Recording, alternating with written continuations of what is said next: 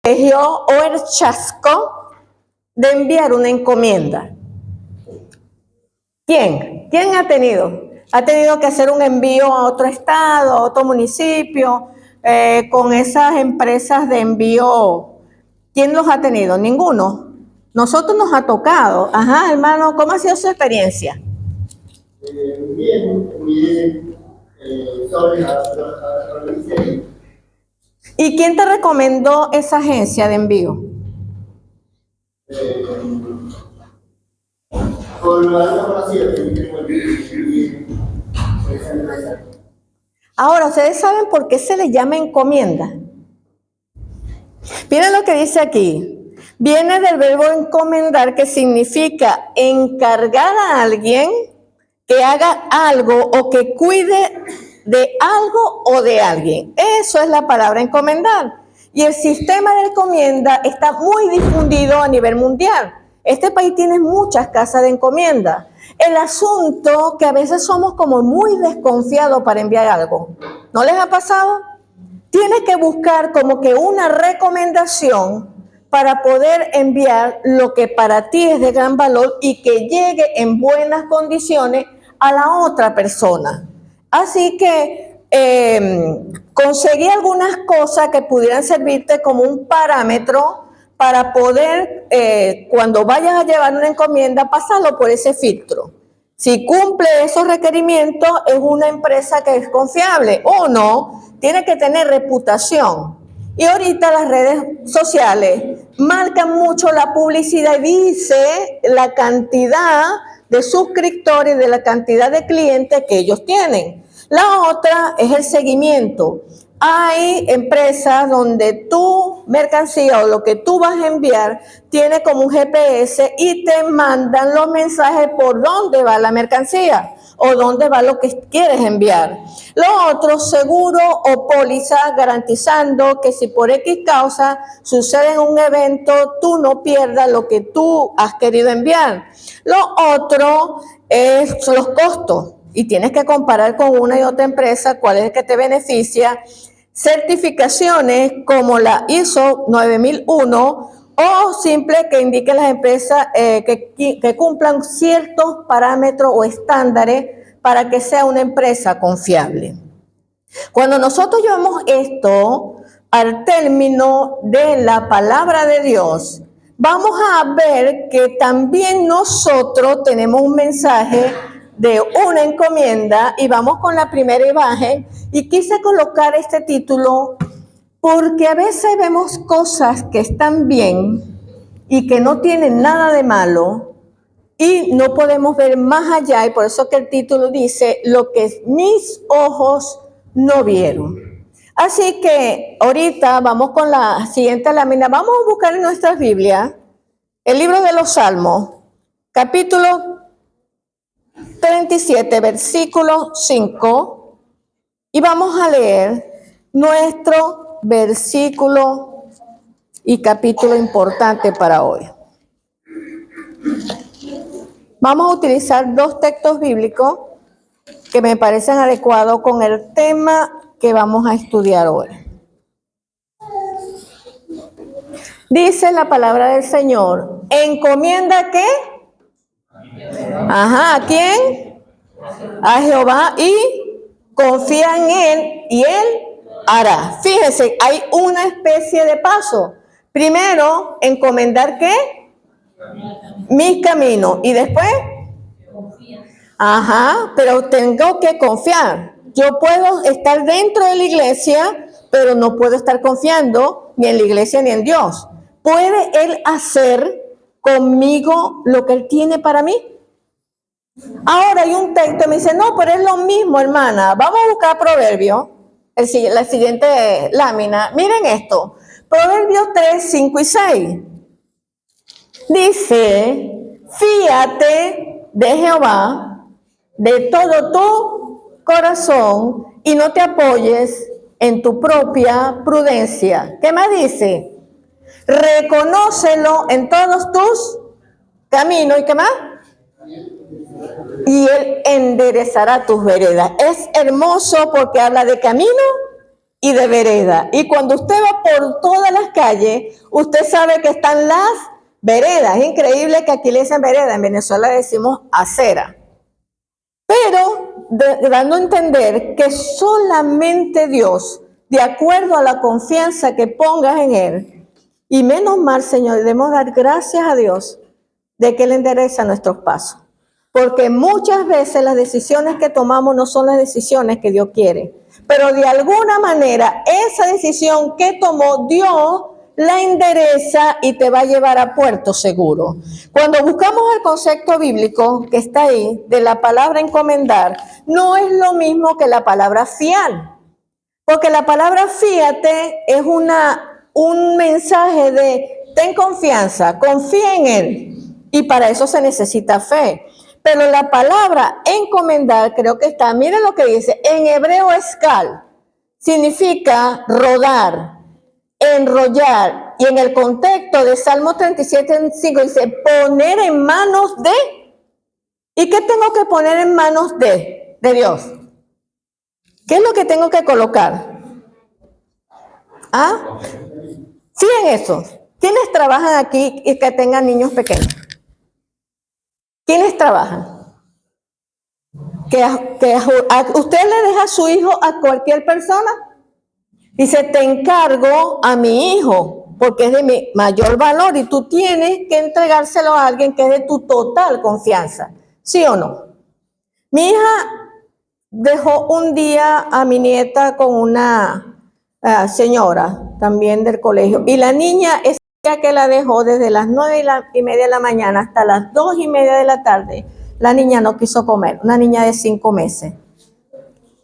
¿Estaba bien o estaba mal? Estaba mal.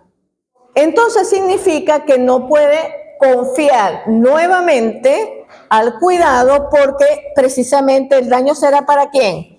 Para la bebé. Entonces cuando nosotros vamos con el término encomendar significa total confianza.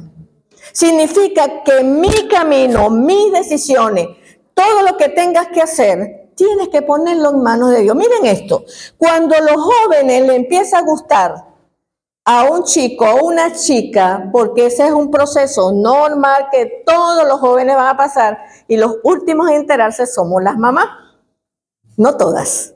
Nosotros sabemos cuando un chico ya se está enamorando, porque cuando no le gusta bañarse, empieza a bañarse. Cuando no quiere ponerse ropa buena y le empiezan a robar el perfume y la colonia del papá. Esas son algunas señales. ¿Sí? Otra de las señales que es muy importante con los chicos, disculpen si se los digo, pero es así. Soy familia de 9 hermanos, 9, soy la segunda, imagínense todos los que estaban atrás. He trabajado mucho con la parte juvenil y todos tienen las mismas características, son como una lámpara. Y empiezan a mirar, ay, me gusta esta muchacha. O me gusta este chico, pero nunca se van a decir, mira, tú me gustas. Bueno, claro, ya en el momento actual parece que las cosas están cambiando. Como diciendo, mejor me adelanto yo, no voy a hacer que otra chica me quite la atención. Eso es de colocar nuestra mirada, como los ventiladores, empezar a mirar, también eso hay que colocarlo en la mano del Señor. Cuando Adán y Eva estaban en el Edén, ¿quién le llevó a Adán? ¿Quién se la llevó a Adán? Dios. Dios buscó una chica, no había. Pero Él la hizo y se la entregó. Así que ese es el primer dato. Si tú quieres a alguien para ti que va a ser la persona indicada, tienes que esperar que Dios te la envíe. Sí, hay un ejemplo bíblico y me gusta porque a veces de lo bueno nos equivocamos. Y ahí el mejor ejemplo lo vimos en el folleto de la escuela sabática, pero me quiero como que adentrar un poquito y nos vamos a ir con una historia de una de las tribus que pareciera que no hubo un error y con el tiempo los resultados no fueron los esperados. Vamos a buscar Número capítulo 32 y vamos a leer el capítulo del 1 al 7. Número 32, capítulos del 1 al 7.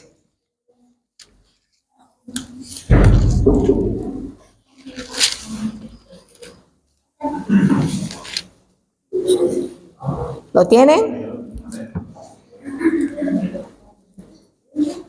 Dice la palabra del Señor: los hijos de Rubén y los hijos de Gad tenían una utiliza un superlativo, inmensa muchedumbre de ganados. Y vieron, ¿qué más? La tierra de Jazer y Galaad, y les pareció el país un lugar de ganado, y vinieron pues los hijos de Gad y los hijos de Rubén. Fíjense que no menciona en estos momentos la media tribu de Manasés. ¿Y fueron hasta dónde? Hasta Moisés, y le dijeron, y al sacerdote de la Salla, los príncipes de la congregación, diciendo: Atarot, Dibón, Haser, Ninra, Esbón, Eleale, Seban, Nebo y Beón, la tierra que Jehová hirió delante de la congregación de Israel es tierra de ganado, y tus siervos tienen ganado. Por tanto, dijeron: si hallamos gracia, ¿en dónde? En tus ojos. ¿En los ojos de quién? ¿De Dios? ¿Qué dice ahí? ¿Hallo gracia en los ojos de quién? Si hallo gracia en tus ojos, se lo estaban diciendo a Moisés, no se lo estaban diciendo a Dios.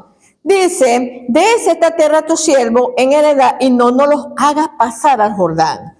Lo que viene después a continuación, Moisés se molesta y se indigna porque esa misma situación se estaba repitiendo donde, en Cades Barnea. Ellos quisieron hacer las cosas a su manera. Cuando fueron a ver a Jericó, fueron los 12 espías, y resulta que lo que ellos trajeron de comunicado de cómo era, desanimó al pueblo. Ahora estas 3 tribus están diciendo: Señor, dame esta tierra. Moisés, danos esta tierra en heredad. Pero ¿cuál fue la promesa que Dios le hizo a Abraham, a Isaac y a Jacob? Que Canaán sería, ¿qué? La tierra que ellos iban a tener. Claro, si me puse a averiguar sobre Jazer y Galaad, estas 2 tierras pertenecían a los amorreos y a los cananeos. Y por eso ellos pidieron esas tierras, porque para su vista era algo que los beneficiaba. ¿Y sabe cuál es nuestro problema? Cuando nuestros ojos miran lo que nos conviene mirar, ¿sí? Y siempre vamos a buscar, ¿qué? Los beneficios. Se adelantaron a las demás tribus sin esperar lo que Dios tenía para ellos. Pregunta: ¿Dios le dijo algo que no le hicieran? El relato más adelante dice que no. Solamente que le dijo a Moisés que eso iba a desanimar. Estuve buscando las estadísticas de Rubén, de Gad y la media tribu de Manasés, y eran bastantes, ¿sí? Eran bastantes, tenían una gran cantidad. Aquí coloqué la estadística de lo que ellos tenían. Miren, Rubén tenía 46.500 preparados para una guerra, mayores de 20 años. La tribu de Gad, 45.650, y la media tribu de Manasés eran 32.200. Si se iba la media tribu, la mitad serían, ¿qué? Ay, ninguno trajo matemáticas. 16.100. Menos mal que yo la anoté. 16.100. Y las 3 juntas, entonces serían 108.250. Una cantidad bastante alta. Cuando nosotros vemos el número desde el 9 al 18, capítulo 2, desde el 9 al 18, dicen cuántas tenían cada tribu, en dónde tenían que estar y la bandera que tenían. Si se iban tanta cantidad, ¿cómo quedaba Israel? Por eso que ellos se desanimaron. Se desaniman porque ya no iba, porque ellos tenían no solamente llegar a Canaán, tenían que pelear. Oye, y vamos ahora a ver cuál era el temor que tenían, que se cumplió. En el libro de Crónicas, Primera de Crónicas, capítulo 5, vamos a leer ¿Qué pasó con esta tribu? Porque aparentemente lo que ellos pidieron no era malo, ¿sí? Si utilizaban la sensatez y si utilizaban el razonamiento, fíjense, aquí ellos se distribuyeron y el Jordán era lo que separaba a estas 3 tribus con las demás tribus. Fíjense la diferencia. Las demás tribus todas estaban aquí y ellos 3 estaban después de Jordán. Si se formaba una guerra con las que estaban fuera del Jordán, ¿qué pasaría con esas tribus? ¿Llegarían las otras 9:30 para apoyarlos? ¿Qué piensa? Vamos a utilizar el razonamiento. Hay una guerra. Hay 2 tribus y media de un lado y 9 tribus y media de este. Si la guerra empieza con las 9 tribus y media, tienen la facultad de vencer, ¿sí o no? Porque son bastantes. Pero si la guerra venía con las otras tribus, ¿qué pasaba? Iban a perder. ¿Sabe que así pasa a nosotros como miembros de iglesia? Cuando te alejas, estás en desventaja. Porque a pesar de, la iglesia es una fortaleza. A pesar de, con nuestras debilidades y nuestros defectos, la iglesia va ahí en marcha. Y porque Dios la conduce. Si algo yo estoy convencida, familia, estoy plenamente convencida cómo Dios ha dirigido la iglesia. Aquí veo a Carla, su esposa. Bienvenido. Y veo el pañuelo. Y si hay algo que hace crecer a las iglesias son los clubes. Yo me formé en un club.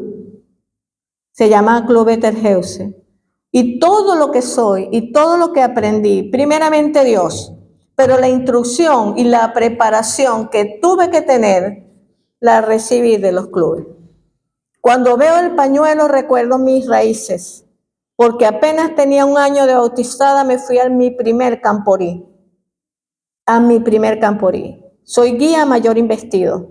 Y para uno tener guía mayor investido hay que prepararse. No sé cómo sea la preparación aquí, pero allá hay que preparar un cuaderno con casi todas las especialidades. Y eso lleva tiempo y te hacen un examen. Así que es un honor que Dios haya colocado los clubes en una iglesia. Así que si Carlos y su esposa están aquí y veo el pañuelo de los aventureros, mis hijos tuvieron aventureros. En la clase, María estuvo comentando algo, por eso que le pregunté su nombre, por la preocupación de esta guerra que tenemos. ¿Tenemos o no tenemos guerra? Tenemos una guerra. Y si doy gracias a Dios porque José León Suárez, pasamos ahorita que los 30, hermanos de iglesia aquí presentes, vencimos al enemigo. Porque a pesar que ustedes tuvieron que salir de las casitas, hay un plan de Dios. Recuerda que vimos y vemos nosotros las cosas a nuestra manera y Dios nos llama, vamos a regresar, volvemos a insistir, vamos a regresar y van a seguir creciendo. Por la voluntad del Señor van a seguir creciendo.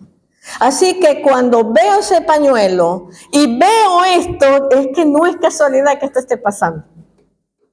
Yo le decía, Señor, ¿cuál era el mensaje? Porque hasta el sol de hoy, tengo este tema preparado de hace 2 meses, desde que me hicieron la invitación, digo, Señor, ¿qué quieres que predique? ¿Qué quieres que hable? Y lo tomé primero para mí. ¿Qué me quieres enseñar? Y esto era lo que se me venía. Y yo no entendía, Señor, es difícil. Y entonces creía yo, voy a ser sincera, creía yo que el fracaso de ellos fue porque tomaron unas tierras que no era Canaán. Pero investigando me equivoqué y hace 3 semanas para acá le decía, Señor, ¿cuál es el mensaje? Entonces lo vamos a conseguir en Primera de Crónicas, capítulo 5.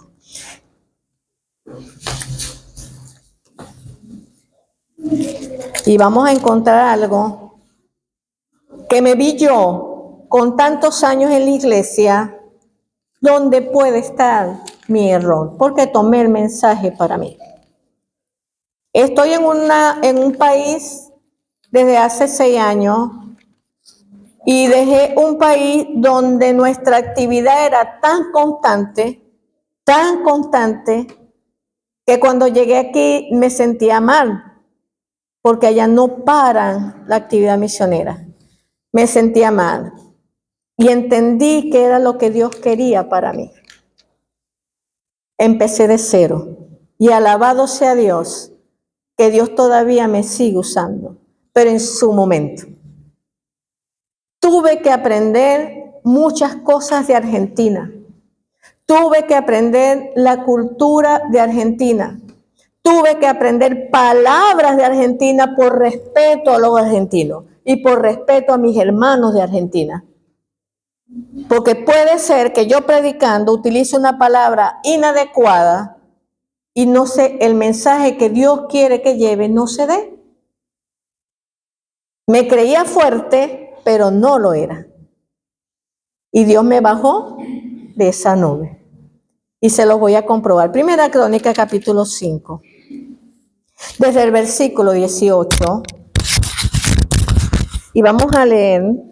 Ay, disculpe, esto es en vivo. Miren esto. Los hijos de Rubén y de Gad y la media tribu de Manasés, hombres valientes, hombres que traían escudo y espada. ¿Quién es el escudo y la espada de nosotros? La palabra del Señor. Muy bien. Que entesaban arcos y diestros en la guerra. Esa era la preocupación de las demás tribus. Estos hombres eran aguerridos y valientes. Eso no le tenían miedo a nada. Por eso que le dijeron a Moisés, nosotros vamos a pasar el Jordán y cuando pasemos el Jordán y combatamos y tengamos a todos los demás repartidos, nosotros nos vamos a regresar para donde hicimos la fortaleza. Increíble, estas 2 tribus y media hicieron una fortaleza y dejaron una majada, dejaron algunos ahí, y ellos, los más valientes, los más fuertes, se fueron a la guerra. ¿Recuerda que le dije que habían qué? 108,000 ¿qué? El número de total, ya va, 108,250. Ahora vean una característica. Eran, para esa guerra que se estaba haciendo, ¿cuánto? 44,760 que salían a la batalla. ¿Y cuánto dije que eran antes? 108. Si sacamos las matemáticas, ¿cuántos se quedaron rezagados? Más de la mitad. Más de la mitad. Sí, es casi el 70% estaba rezagado. Miren lo que dice. Estos tuvieron guerra contra los agarenos, y Getur, Nafis y Noda. Y fueron ayudados contra ellos, y los agarenos y todo lo que con ellos estaban se rindieron en sus manos, porque clamaron a Dios, ¿y qué más? En la guerra, y les fue favorable porque esperaron, ¿qué? En él. Es importante esta parte. Primero, ¿qué? Consultaron, pidieron a Dios. ¿Nosotros hacemos eso? ¿Saben que muchos de nuestros planes lo hacemos sin Dios? Primero lo hacemos y después le decimos que nos ayude. Y fíjense los resultados de este pueblo. Sigamos leyendo para que vean.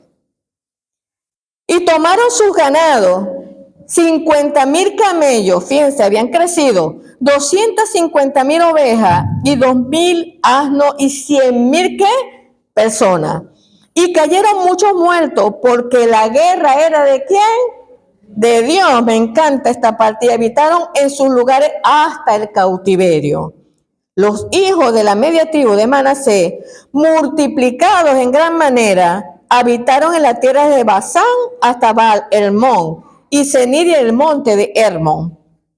Y estos fueron los jefes de la casa de sus padres: Efer, Isi, Eliel, Arriel, Jeremías, Odavía, Jadiel, hombres valientes y esforzados, varones de nombre y jefes de la casa de sus padres.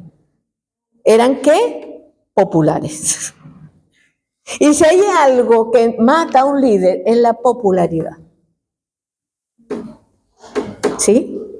Cuando nos creemos fuertes, resulta que somos débiles. Cuando nos creemos líderes, resulta que no somos ningún líder. Y estoy hablando en el nombre del Señor, ¿sí? Porque la palabra del Señor lo dice. El que se cree fuerte es porque está débil. Y yo al principio que llegué aquí a Argentina, me creía fuerte. Y Dios me dio una lección. Me dejó 3 años sentada. Y no fue porque Dios me quiso humillar. Es que Dios permite que pase por donde está tu punto débil. Para que seas humilde. Para que no te sientas crecido. Para que no seas la sabelotodo. Porque si hay algo que tienen los años en la iglesia es creer que no las sabemos todas. Y entonces el que viene, que tiene 2 o 3 años, te da una idea. Y no, nosotros queremos mandar porque somos los que sabemos más. Y lejos de ser humildes, nos volvemos jactanciosos. Las guerras se pelean con Dios. El liderazgo se lleva con Dios. Y el Espíritu Santo es el que tiene que dirigir todos los planes que tenemos. Por eso que cuando dice, encomienda a Dios tu pareja. Encomiéndala, encárgasela al Señor. Encomienda a tus hijos. Encomiéndate a ti mismo, Señor, antes de salir. Una pregunta. ¿Quiénes oraron antes de salir de sus casas? Primera cosa que tenemos que aprender. Usted quiere pelear y ganar la guerra afuera, no salga sin una oración. No hace mucho empecé a orar, a trabajar, me tocó trabajar ayer por primera vez. Comúnmente los viernes no acepto trabajo porque es el viernes de preparación. Tenemos que ir a las sendas antiguas. La iglesia adolece de liderazgo y de espiritualidad y de poder mostrarle a los jóvenes que dentro de la iglesia se es feliz y no siguiendo unas normas, ¿cómo decirle? Y respetar las normas, claro. Pero tenemos que enseñar que si yo soy feliz y si otro joven es feliz, ellos van a ser felices. Pero si yo no lo soy, ¿qué estoy haciendo con mi vida espiritual? Si cuando venga Cristo, ¿dónde va a estar el sello de Dios? ¿En dónde? En la frente. ¿Dónde van a tener la marca los otros? En la frente y en la mano derecha. Increíble, van a tener 2 marcas. Convicción y aceptación. Les da igual. Entonces, sigamos, ¿dónde estaba también el error? Pero, hasta el pero, ¿se rebelaron contra quién? Contra Dios.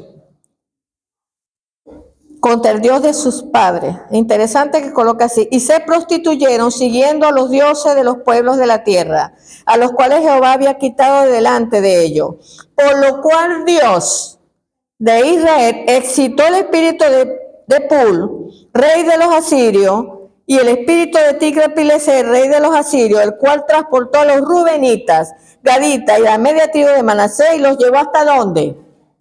Alá, Abor, Ara y al río Gozán hasta hoy. ¿Sabe que Gozán queda en Mesopotamia? O sea, volvieron otra vez en donde estaba la esclavitud. Cuando nosotros nos revelamos de lo que Dios nos enseña aquí y no aprendemos a escoger las cosas que Dios quiere. Porque miren, es normal que las personas que no hayan conocido a Dios antes de casarse pasen por muchas situaciones difíciles, ¿sí? ¿Cuántos aquí tienen esposos que no están en la iglesia? ¿Y cuántos aquí tienen esposas que no están en la iglesia? ¿Verdad que es difícil?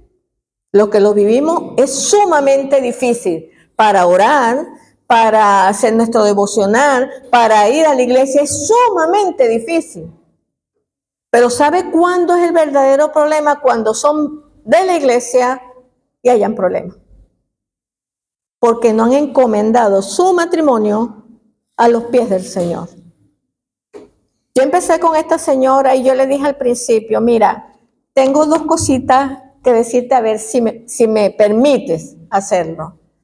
Uno, cuando trabajo me gusta escuchar los audios porque aprovecho el tiempo. Pues todos los audios que me vienen de la iglesia y eso, como estoy fregando, ya estoy escuchando mi audio. Cuando estoy, ya, me voy al baño a lavarlo, ya, lo coloco así.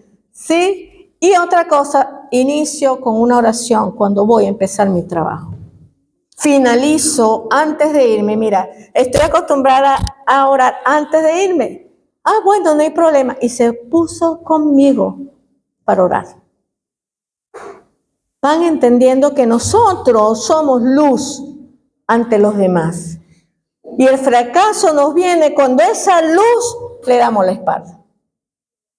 Por eso que a veces no estamos bien, no nos sentimos bien. Porque a veces creemos que lo que yo le pido, Dios me lo va a rechazar. Dios sí te va a indicar si puedes o no puedes, si es correcto o no es correcto, o si no te va a traer problemas. La media tribu de Manasés y de Gad y de Rubén se metieron, de hecho, hay una diapositiva, ¿sí? Miren lo que dice, esta es la palabra de José. Miren, durante años habían luchado valientemente al lado de sus hermanos. Ahora había llegado el momento en que había de entrar en la tierra de su posesión, mientras acompañaban a sus hermanos. Esto está en Patriarcas y Profetas, página 555, con Apia, pues con la versión no, los libros están en esa página. Patriarcas y Profetas, página 555. A sus hermanos los conflictos. También habían compartido los despojos, regresaron con grandes riquezas y con grandes copias de ganado, de ganado con plata y con oro y metal y muchos vestidos, todo lo cual debían compartir con lo que se habían quedado al cuidado de la familia o rebaño. Iban a morar, ¿qué dice? A cierta distancia ¿de dónde? Del santuario. ¿Dónde quedaba el santuario? Ya estaban ellos repartidos en Jerusalén. Estaban del otro lado del Jordán. Yo no sé a quién le ha tocado viajar, pero es engorroso salir a viajar. Si hay mal tiempo, usted como que impide, ay no, tienen que ir a Jerusalén, no, pero mira, está lloviendo. No hay barco para pasar el Jordán. Entonces Satanás se encarga de colocarte todos los obstáculos posibles para que tú no vayas a la iglesia, para que tú no vengas al santuario. Todos los obstáculos. Y todo se presenta un sábado. Tengo una hermana de iglesia que me decía, Ceci, todos los sábados me levanto con un malestar, dolor de cabeza, todos los malestares. Y no sé si a los hombres les pasa lo mismo. O con mucho sueño, o con un letargo, y comúnmente no queremos salir. ¿Sí? ¿Qué hay que hacer? Miren, la preocupación. Dice, y Josué presenció su partida con corazón, ¿qué? Acongojado, pues sabía cuán fuertemente tentados se verían en su vida aislada y nómada al adoptar la costumbre de las tribus paganas que moraban ¿en dónde? En su frontera. Entonces, ¿dónde estaba el error? Porque aparece aquí, capítulo 32, que ellos se volvieron idólatras, ¿sí? En el libro de los Reyes, capítulo 17, menciona todos los pecados que Israel había hecho. De hecho, Israel se había alejado tanto de Dios que hasta quemaron a sus hijos, los pasaron por Moloc. Quemaron, sacrificaban a sus propios hijos. Y Dios dijo, no más. Y la historia lo dice en los libros de los Reyes. Las 10 tribus, todas desaparecieron. Cuando Jesús vino, solamente estaba la tribu de Judá y uno que otro todavía habían fieles al Señor, todavía. Alejarte del santuario, alejarte de la iglesia, piensa un poco, ¿sí? Y te voy a hablar por mi propia experiencia. A veces, ay hermana, no hay que eso, no, sí hay que hablarlo. ¿Cómo será tu hijo, padres que están aquí, dentro de 10 años sin Dios? ¿Qué le espera a tu hijo dentro de 10 años sin Dios? ¿Han visto las noticias últimamente? Como chicos, hay un chico que murió, creo que se llama Sebastián, apareció en las noticias. Algo sucedió en el boliche, lo sacaron, estaba sumamente rascado, cayó en un arroyo, en un río, y el muchacho murió ahogado. Me dio tanta pesar escuchar un joven que apenas estaba recién cumpliendo 18 años y el impacto para su madre, el impacto para su familia. Dentro de los boliches se está moviendo la droga. Dentro de los colegios donde hay mayor cantidad, miren, las estadísticas mencionan que los colegios donde hay mayor rentabilidad, que son colegios privados, es donde más se mueve la droga. Porque las personas que venden dicen donde hay dinero, porque la gran mayoría lleva su mesada o llevan dinero y compran el kiosco, compran esto y saben que los chicos llevan dinero. ¿Cuántos jóvenes que salen en algunas provincias, de hecho hasta en Capital sucede, que van al liceo y los roban y los asesinan? Entonces proyéctate, porque un joven que crece sintiendo que Jesús es su amigo, por favor, en el nombre del Señor, enseñen a sus hijos a amar a Jesús. Para que ellos cuando crezcan sepan que hay un Jesús que está siempre, siempre. Y Jesús lo prometió. Eso es confianza. Fíate en el Señor. Confía en el Señor. Entonces, ve a tu hijo dentro de 10 años. Fumar, las drogas. Y es algo impactante para un padre ver a un hijo destruido. Nos afecta a nosotras y a los padres también, emocional y espiritualmente. Porque queremos que Dios lo saque de ese camino, ¿sí o no? Y esa es la fe. Queremos que lo saque de ese camino. Pero hay algo que se llama libre albedrío. Y hay algo que a mí me da mucha confianza, muchísima confianza, que Dios pelea mis batallas. Y sabe cuáles son mis mayores temores. Y una vez se lo dije a mi hijo menor. Dios sabe cuál es mi mayor terror y mi mayor temor.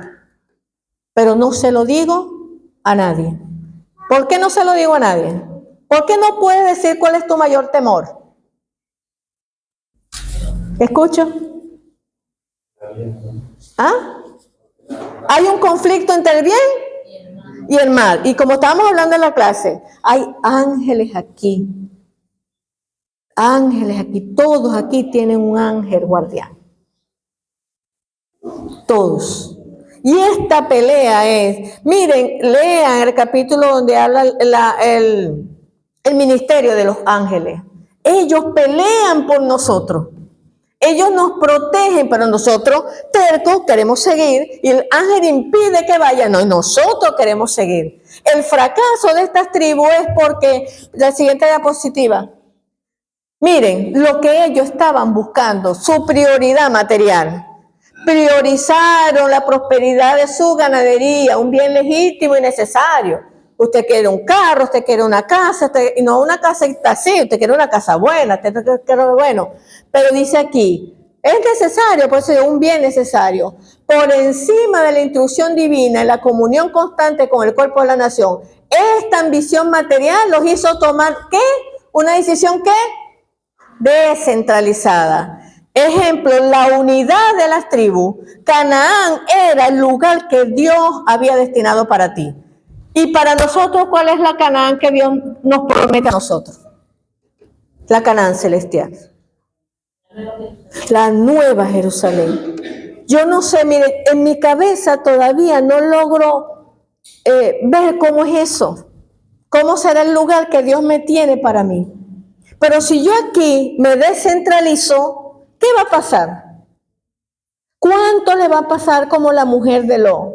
Van a mirar para atrás. ¿Sabe lo que sabe que es bravo y difícil que usted se haya ganado una casa de lujo y en ese momento venga Cristo? ¿Qué va a hacer usted? ¿Qué va a hacer usted?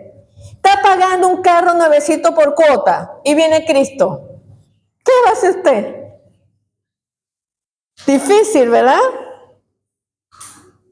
Despejarse de la parte material es difícil.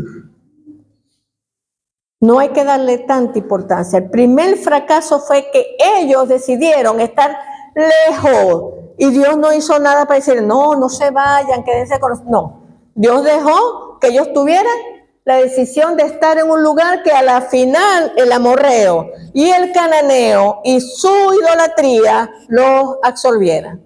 Por tener tanto ganado, comercializaban con su ganado y en esa relación comercial, ¿qué pasó? Yugo desigual. Segundo, consecuencia espiritual. La distancia física del Jordán se convirtió en una separación espiritual. Al estar lejos del tabernáculo, el centro de oración y la instrucción, perdieron contacto con la influencia moral y religiosa de sus hermanos. Con el tiempo, esto los hizo más susceptibles a la influencia de los pueblos paganos vecinos, llevándolos gradualmente, fíjense, gradualmente, ¿qué? A la apostasía y convirtiéndole la primera parte de Israel en ser llevada al cautiverio. La primera. Ellos fueron los primeros. Ahora la pregunta, ¿dónde estás tú? En esta tierra, ¿en dónde estamos? Por nada del mundo no dejen de congregarse. Llueva, truene o relampaguee. Porque es fácil empezar a alejarse. Nada viene de la noche a la mañana. Siempre vemos el pecado y buscamos un culpable, pero nunca vemos el origen. Cuando usted busca sobre estas tribus, dice, no, por ser idólatras, ellos fueron los primeros en ser desplazados, pero ahí no fue el problema. Eso fue el resultado. Pero ¿y el origen? El origen fue que ellos tomaron una decisión sin Dios. ¿Y cuál es tu decisión hoy? ¿Cuál es tu decisión hoy? Hay un último mensaje y una que la voy a saltar, de un mensaje que Dios tiene para ti y para mí hoy. Pásala un momentico a ver. Aquí. Testimonios para la iglesia 417. La excesiva indulgencia en comer, beber, dormir y ver qué es pecado. ¿Qué es ser indulgente? Yo utilizo la palabra permisivo. Nos excedemos. El ser humano es extremo. Si no se va por un extremo, se va por el otro. Dice, la acción saludablemente armoniosa de todas las facultades del cuerpo y de la mente produce felicidad. Y cuanto más elevadas y refinadas son las facultades, tanto más pura y sin mezcla es la felicidad. O sea, tenemos que ser equilibrados en lo bueno. Lo que ellos decidieron no era malo. El que ellos hayan querido una tierra que les proporcionaría una ventaja con respecto al ganado. De hecho, esa tierra era tan buena, Jazer y Galaad, que tenía densos bosques, tenía unos bosques bellísimos y eran productores de bálsamo. Oh, leche y miel. Y yo no sé qué tienes tú en la mira ahorita. Cuando veo los desastres naturales, lo que está sucediendo en el mundo, me pongo a pensar cuán cerca estamos de la segunda venida de Cristo. Hay una persona que dijo, yo no quiero que venga Cristo si no me he casado todavía. Yo le dije, Cristo va a venir, así te cases o no te cases. El día y la hora ya está fijada en el cielo. El problema no es la segunda venida, el problema es tu vida, porque tú no sabes cuánto tiempo de vida vas a tener. Ahí está el problema. Nosotros no sabemos el tiempo de vida. Nosotros llevamos un grupo de oración. Empezamos 7, ahorita estamos 29. Y los 29 no nos damos abasto. Hicimos 5 listas rotativas y una lista especial. Y la cantidad de personas con cáncer muchacha de 22 años con un derrame cerebral. Un derrame cerebral con 22 años. 2 chicos, uno se cayó de un 7º piso. Y para la gloria de Dios está vivo. Se llama Sergio Rodríguez. Es un milagro. Es un milagro. Tenemos otro Tiago, otro milagro también, lo arrolló con apenas 2 añitos, iba en un vehículo con su tío y tuvo un choque de frente.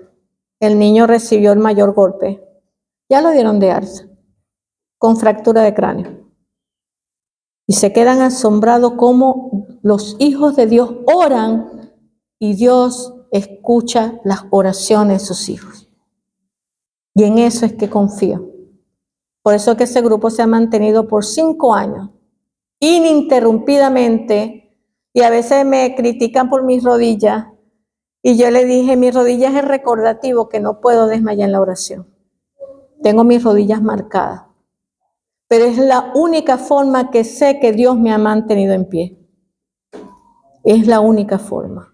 ¿Cómo puedes tú aquí, te acuerdas lo que estaba diciendo de las encomiendas? Déjame leerte algo que a mí me pareció interesante. ¿Qué le había dicho que era lo primero que debía tener una encomienda? Reputación, ¿se acuerdan? Debemos recordar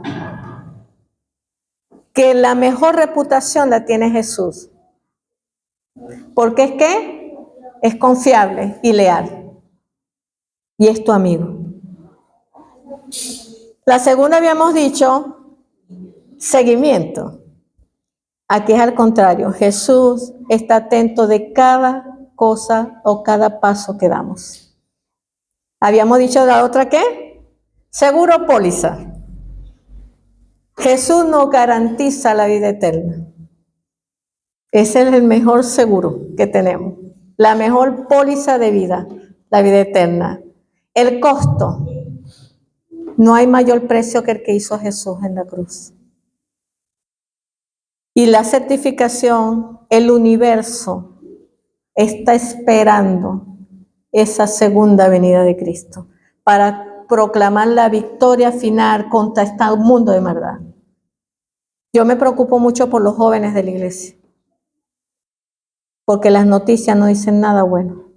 Las estadísticas anuncian que se están muriendo más los jóvenes que los adultos. Eso es nuestra mayor preocupación. Y para finalizar este mensaje, vamos a buscar el libro de Proverbios, capítulo 16, versículo 3. La ventaja de encomendar nuestra vida a Jesús. Antes de hacer algo, primero presénteselo al Señor. Sea trabajo, sea estudio, sea noviazgo, sea matrimonio, todos esos planes, y Dios se lo va a revelar, se los aseguro. A mí me lo reveló estando soltera y conozco a ese hombre que está ahí, que vamos para 39 años de casado. Yo le dije al Señor, no estaba en la iglesia, pero mi mamá siempre me enseñó que había un Dios que escucha y que si confías en Él, Él oirá. Y yo le dije, Señor, mándeme una persona que me ame a mí por lo que soy. Claro, jovencita, tenía mis encantos. Y bueno, conocí a mi esposo en el trabajo. Y hasta los momentos, 39 años de casado, y puedo decir que es mi ayuda idónea. Es mi ayuda idónea. Porque se lo coloqué, ¿quién? Al Señor primeramente. Proverbios 16:3. Me encanta ese texto bíblico. Para que vea cuando tú presentas algo al Señor, cómo lo cumple. Dice, 16. Encomienda a Jehová, ¿qué? Tus obras. ¿Y qué más?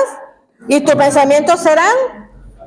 Afirmado. Ejemplo, si tú colocas tus planes al Señor, tus problemas al Señor, tus cargas, tus preocupaciones. Yo tengo una gran preocupación por mi hijo.